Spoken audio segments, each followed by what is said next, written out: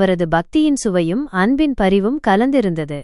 அப்போது நாரத முனிவர் பகவானை பார்த்து வருத்தத்துடன் கூறினார், பாருங்கள் இறைவா, இந்த உலகில் உம்முடைய பக்தர்கள் எவ்வளவு துன்பப்படுகிறார்கள் என்று. இந்த ஏழை பெண்மணி உங்களை எவ்வளவு தூரம் ஆராதிக்கிறாள். இன்று தன் கையிலிருந்ததை நமக்கு பிச்சையாக கொடுத்தாள். இவளுக்கு ஏதாவது நல்லருள் புரியக்கூடாதா? நாரதரின் மனம் அந்த பெண்மணியின் எளிமையான பக்தியையும் வறுமையையும் கண்டு கலங்கியது.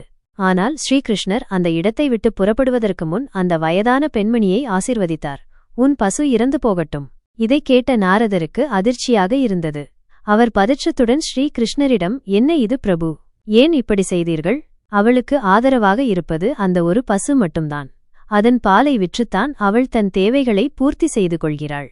அப்படியிருக்க அவளுடைய பசு இறந்து போகட்டும் என்று சபித்தது ஏன் என்று வினவினார். நாரதரின் மனம் குழப்பத்திலும் வருத்தத்திலும் ஆழ்ந்தது.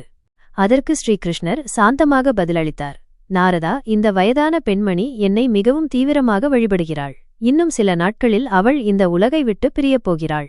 அவள் இறக்கும் தருவாயில் தன் பசுவை பற்றியும் அதன் பாதுகாப்பை பற்றியும் அதிகம் கவலைப்படுவாள். நான் இறந்த பிறகு இந்த பசுவை யார் கவனிப்பார்கள்? ஒருவேளை கசாப்பு கடைக்காரன் அதை எடுத்துச் சென்று வெட்டிவிடுவானோ என்ற எண்ணங்கள் அவளை வாட்டும். இப்படி இறக்கும் நேரத்தில் என்னை நினைப்பதற்கு பதிலாக அவளுடைய பசுவை பற்றிய கவலை மட்டுமே அவளது மனதில் நிறைந்திருக்கும். இதன் காரணமாக அவளால் என் இருப்பிடத்திற்கு வர முடியாது. அவளது மனம் பசுவின் மீதே லயித்திருப்பதால் அடுத்த பிறவியில் அவள் பசுவாகவே பிறந்து இந்த உலகிற்கு திரும்ப வேண்டியிருக்கும். இது கர்ம விதியின் நியதி. மறுபுறம் அந்தச் சேட்டுக்கு நான் செல்வத்தை அதிகரிக்க வரம் கொடுத்தேன்.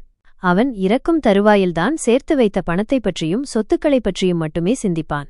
அவனது மனம் முழுவதும் பொருளின் மீதான பற்றால் நிறைந்திருக்கும். அதனால் அடுத்த பிறவியில் அவன் தனது செல்வத்தை பாதுகாப்பாக வைத்திருக்கும் ஒரு பாம்பாக பிறப்பான். இது இயற்கையின் நியதி. ஒருவர் எதன் மீது அதிக பற்று வைத்திருக்கிறாரோ அதுவே அவரது இறக்கும் தருவாயில் மனதில் ஆழமாக பதிந்திருக்கும். அந்த பற்றின் காரணமாகவே அவர் அடுத்த பிறவியை எடுக்க நேரிடும். அதன் விளைவுகளை அனுபவிக்க நேரிடும். ஆகையால் நாம் நமது சிந்தனைகளை உலகப் பொருட்களின் மீது வைக்காமல் கடவுளை நோக்கி திருப்ப வேண்டும். எப்போதும் அவரை நினைத்துக் கொண்டிருப்பதன் மூலமே பிறப்பு இறப்புச் சுழற்சியிலிருந்து விடுபட முடியும்.